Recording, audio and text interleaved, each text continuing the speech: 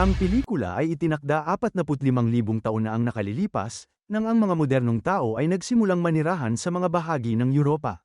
Ito ang panahon na hindi pa rin natutuklasan ng agrikultura, kaya ang tanging pinagkukunan ng pagkain ay ang pangangaso ng mga hayop. Ang mga tao ay bumuo ng maliliit na grupo at naglakbay ng malalayong distansya sa paghahanap ng masisilungan, tubig at pagkain. Napakahirap ng buhay, at ang pinakamalakas lamang ang makakaligtas. Pagkatapos ay dinala tayo sa loob ng isang kuweba, kung saan ang isang grupo ng 6 na may magkakaibang edad ay nagtipon sa paligid ng apoy. Ang pinuno ng grupo ay si Adam, isang walang takot na alpha male. Siya ay may isang kapatid na lalaki na nagngangalang Jerry, at anak na lalaki na si Heron at ang tatlo ay malapit sa bawat isa. Ang pinakamatandang miyembro ay isang lalaking nagngangalang Odell na palaging masama ang loob sa ilang kadahilanan. Pagkatapos ay ang buntis na babae, si Eve na kasintahan ni Adam. Ang huling miyembro ay isang batang babae na nagngangalang Bea. Kamakailan ay sumali siya sa grupo noong naglalakbay sila sa kakahuyan. Noong una, maganda ang pakikitungo nila sa kanya at inalok siya ng pantay na pagkain. Pero ngayon, pinapagawa na sa kanya ang karamihan sa trabaho. Ang mabait lang sa kanya ay si Jerry, marahil ay may gusto ito sa kanya. Sa kasalukuyan, ang grupo ay dumaranas ng napakahirap na panahon dahil hindi sila nakakain ng kahit ano sa ilang araw. Ito ay naging sanhi ng kanilang kahinaan, lalo na si Eve, na nasa ika-7 buwan ng kanyang pagbubuntis. Sa pagsikat ng araw kinaumagahan, iniimpake nila ang kanilang mga gamit at naglalakbay. Habang nasa daan, itinuro ni Adam ang ilang burol sa di kalayuan at sinabing doon sila pupunta. Ipinaliwanag niya na ang mga burol ay may maraming kuweba, kung saan maaari silang magpalipas ng gabi nang hindi giniginaw. Naglalaman din ang mga ito ng maraming hayop at iba pang pangangailangan sa buhay, na ginagawang literal na paraiso ang lugar. Nang marinig ito, nasabik ang grupo at nagsimulang maglakad ng may higit na determinasyon. Maya-maya, si Adam at Jerry ay humiwalay sa grupo para maghanap ng makakain. Umakyat sila sa isang matarik na burol at hindi nagtagal ay nakatagpo sila ng isang malaking bangkay ng isang mabangis na elepante. Gayunpaman, ang lahat ng nakakain na bahagi ay kinain, naiwan lamang ang mga buto. Natakot ang magkapatid nang malaman nila na may mas malaki pang elepante na gumagala sa mga lupaing ito. Nang makalayo pa sila, nakarating sila sa isang lugar kung saan makikita ang malawak na kagubatan. Si Jerry, na medyo mahilig sa pakikipagsapalaran, ay nagmumungkahi na dumaan sila sa daanan ng kagubatan dahil makakatipid sila ng maraming oras. Naniniwala rin siya na marami silang makikitang hayop doon, na makakain nila sa buong linggo. Gayunpaman, mahigpit na tinanggihan ni Adam ang ideya, na sinasabing ang kagubatan ay mapanganib. Sigurado siya na kung anuman o sino man ang pumatay sa elepante ay nagtatago ito sa loob ng kagubatan. Ipinahayag niya na lilibot sila sa kagubatan, kahit na aabutin sila ng ilang karagdagang araw. Nang gabing yun, bumalik ang magkapatid sa grupo na walang dala. Nagpasya silang huwag ibunyag ang tungkol sa patay na elepante upang hindi pukawin ang anumang gulat. Dahil walang mga kuweba sa malapit, sila ay nagsisindi ng apoy at nagpatuloy na magpalipas ng gabi sa labas. Ilang sandali pa ay nagsimulang makarinig ang grupo ng nakakatakot na ingay sa di kalayuan. Ipinapalagay kaagad nina Adam at Jerry na ito ang parehong hayop na mangangaso na responsable sa pagpatay sa elepante. Kinuha nila ang kanilang mga sandata at naghahanda upang lumaban sa anumang nagtatago sa dilim. Ngunit nang sila ay magambala, ang maliit na batang lalaki na si Heron ay kinuha. Isang wasak na Adam ang sumusubok na sundan ng salarin, ngunit pinigilan siya ng iba, na sinasabing ito ay masyadong mapanganib. Tinitiyak nila sa kanya na hahanapin nila si Heron sa umaga kapag ito ay mas ligtas. Sa susunod na eksena, sumisikat ang araw at umalis ang grupo para hanapin ang batang lalaki. Dahil si Adam ay isang batikang mangangaso, sinusubaybayan niya ang mga bakas ng paa ng hayop at hindi nagtagal ay nakita niya ang mga damit ni Heron. May nakita siyang malagkit na itim na likido sa loob nito, ngunit walang dugo. Dahil dito, umaasa siyang buhay pa ang kanyang anak. Ang grupo ay patuloy na sumusunod sa mga bakas ng paa, hanggang sa makarating sila sa gilid ng kagubatan. Napagtanto na ang kanyang anak ay dinala sa loob, si Adam ay agad na tumakbo sa kagubatan, kasama ang iba pang sumusunod sa kanya. Makalipas ang ilang oras, nakarating sila sa isang lugar kung saan nakatambak ang maraming patay na hayop, buto at bituka. Bago sila makakuha ng makakain, narinig nila ang isang hayop na sumisigaw sa malapit. Sa takot, ang grupo ay tumakbo ng mas malalim sa kagubatan hanggang sa tuluyan na silang mawala.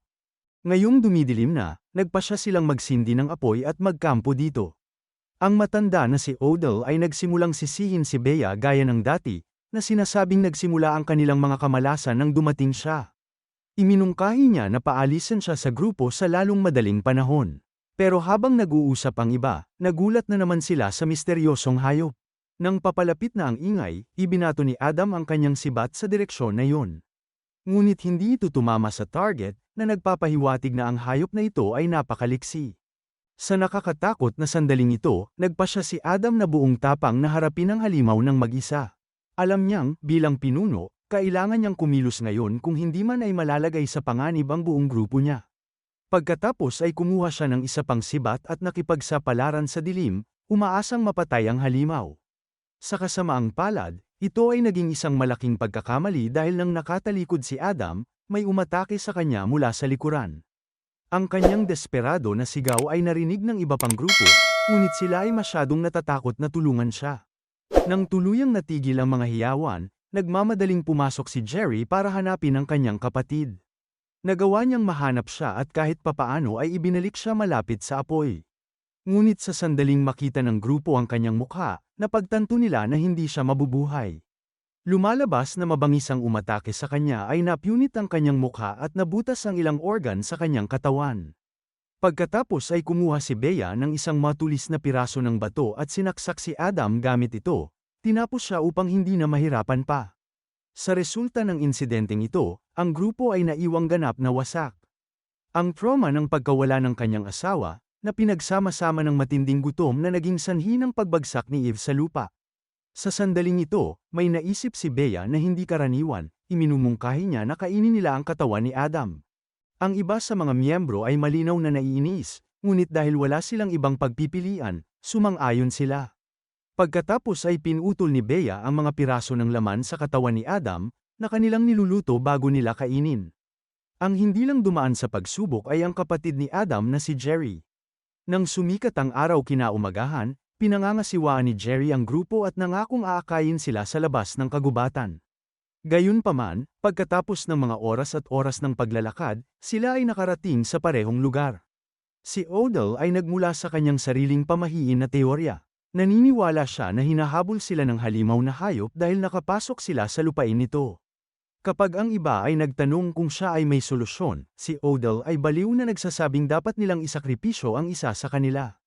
Nagudyok ito sa lahat na tumitig kay Bea dahil siya lang ang tagalabas sa grupo. Pagkatapos ay hinawakan nila siya mula sa tatlong panig at sinubukan na pigilan siya. Sa panahon ng kaguluhan, sinipa ng babae si Jerry na tumama ang ulo sa bato at nahimatay. Ngunit nagawa pa rin ng natitirang dalawa na dalhin siya palayo at hawakan siya sa isang bato. Si Odell ay nagsimulang sumigaw para sa halimaw, na hinihiling na lumabas ito at pahirapan ang babae. Makalipas ang ilang minuto, ang parehong nakakatakot na hiyawan ang maririnig sa di kalayuan. Natakot ang dalawa kaya napahinto mismo sa kanilang kinatatayuan at nagbigay ng pagkakataon kay Bea na makatakas. Ngayon na wala nang mapupuntahan, kinuha ng dalawa ang kanilang mga sandata at naghahanda ng magkasamang harapin ang halimaw. Ngunit sa huling segundo, sinaksak ni Odell ang babae sa tiyan habang paulit-ulit na sumisigaw sa halimaw na kunin si Eve. Ngunit ginamit ni Eve ang huli niyang lakas at itinulak siya na naging dahilan ng pagkabali ng kanyang binti. Ngayon, pareho silang malubhang nasugatan at hindi kayang ipagtanggol ang kanilang mga sarili. Naputol ang eksena sa madaling araw kung saan sa wakas ay nagkamalay si Jerry. Dahan-dahan siyang bumangon at hinanap ang kanyang mga kaibigan, ngunit pinipigilan siya ng makapal na ulap na makakita ng marami. Pagkaraan ng ilang sandali, sa wakas ay nakita niya ang matanda na nakahandusay sa lupa. Pinuntahan siya ni Jerry ngunit maya-maya lang, may humila sa kanya sa lupa. Si Bea pala, na sinusubukang subaybayan ang misteryosong nilalang na ito. Ilang sandali pa, sa wakas ay dumating na ito at tumayo sa ibabaw ni Odell, dahil sa labis na takot ang matanda ay inatake sa puso at namatay. Samantala, handa na si Bea kaya nagpasya siyang harapin ang halimaw. Ginagamit niya ang kanyang kaibigan bilang bitag at inaakit ito patungo sa kanya. Nang makalapit na ang nilalang kay Jerry, sinalakay ito ni Bea mula sa likuran at pinatumba ito sa lupa. Pagkatapos ay tinanggal niya ang kanyang maskara, at natuklasan ang nakakagulat na paghahayag. Ang mga ngaso na kinatatakutan nilang lahat hanggang ngayon ay hindi isang halimaw, kundi isang tao. Ito ay talagang isang babaeng Neanderthal o malalaking tao, isang malapit na kamag-anak ng Homo sapiens. Saglit silang nagkatitigan, bago tumakbo palayo ang baliw na babae, na hinabol ng dalawa at tuluyang nakalabas sa kagubatan. Ngunit nawala sa kanilang paningin ang babaeng Neanderthal, na nagpapahintulot sa kanya na makalayo. Sa sumunod na eksena, may pagtatalo sina Jerry at Bea kung ano ang susunod na gagawin. Iminumungkahi niya na bumalik sila sa kanilang pinanggalingan at subukan ang pagpaparami para makabuo ng mas maraming tao. Gayunpaman, nais ni Bea na sundan ang Neanderthal na naniniwalang ang mga taong ito ay mas matalino, at nakaisip na sila ng mga bagong pamamaraan para sa panghuhuli at paggawa ng pagkain. Sa tingin ni Jerry, ito ay isang mapanganib na hakbang, ngunit iginiit ni Bea na mamamatay sila ng walang laman ang tiyan, kaya mas mabuti na mamatay sila sa pagsisikap. Nang marinig ito, sa wakas ay nakumbinsi si Jerry, at sinimulan nilang sundan ang babaeng Neanderthal gamit ang kanyang mga yapak. Pagkatapos ng ilang oras na paglalakad sa matatarik na kabundukan at mapanganib na mga ilog, nakarating sila sa isang lugar na may ilang kuweba. Nagpasya ang dalawa na maghiwalay at tuklasin ang iba't ibang seksyon ng lugar. Ngunit sa sandaling makapasok si Bea sa isa sa mga kuweba, inatake siya ng isang lalaking Neanderthal. Isinandal niya siya sa lupa at sinimulang sakalin siya. Makalipas ang ilang segundo, nawala ng malay si Bea at tila pumanaw na. Ngunit ito ay lumiliko na isang panlilinlang, sa sandaling bitawan ng lalaki ang kanyang pagkakahawak, sinaksak niya ang kanyang leeg ng isang matalim na bato na pinatay siya ng walang pag-aalinlangan. Kasunod nito, mas pumasok si Bea sa loob ng kuweba, hanggang sa makarating siya sa isang silid na sinindihan ng apoy. Sa kanyang pagkabigla, nahanap din niya si Heron, ang parehong batang lalaki na kinuha kanina. Nagtanong siya tungkol sa kinaroroonan ng kanyang ama, ngunit nabigo si Bea na makaisip ng sagot. Sa sandaling yun, ang babaeng Neanderthal ay dumating sa silid, na may hawak na sandata.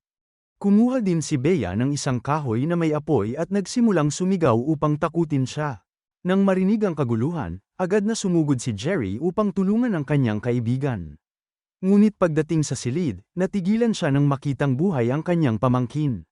Dahil dito, ang baliw ay nagkaroon ng pagkakataon na patayin siya gamit ang isang bato. Pagkatapos ay hinampes niya ito ng paulit-ulit hanggang sa tumigil ito sa paggalaw. Sa takot, sinunog ni Bea ang mga tuyong balat ng hayop sa silid at tumakas kasama si Heron. Kahit papaano ay narating nila ang tuktok at gumapang palabas sa makitid na siwang. Makalipas ang ilang segundo, nasusunog ang buong kuweba at sinubukan din ng babaeng Neanderthal na ilabas ang sarili mula sa bitak. Ngunit dahil siya ay masyadong malaki, hindi niya ito magawa. Siya ay desperadong humingi ng tulong sa kanyang sariling wika, at sinubukan ni Heron na tulungan siya. Gayunpaman, hindi nakalimutan ni Bea ang ginawa ng babae sa kanyang grupo, kaya kumuha siya ng bato at pinalo siya hanggang sa mamatay. Nalungkot si Heron sa nangyari dahil ang babae ay tinuring siyang parang sariling anak. Ngunit nang ihayag ni Bea na pinatay nito ang kanyang ama, sa wakas ay kumalma siya. Sa huling eksena, pumasok ang dalawa sa isa pang seksyon ng kuweba, kung saan nakakita sila ng ilang mga guhit sa mga dingding, maraming pagkain, at iba pang modernong kagamitan. Dito na nagtatapos ang kwento, sana ay nagustuhan mo ito. Kung hindi ka pa nakasubscribe ay mag-subscribe ka na upang matulungan mo ang channel na ito. Mag-comment ka na rin tungkol sa kwento. Salamat!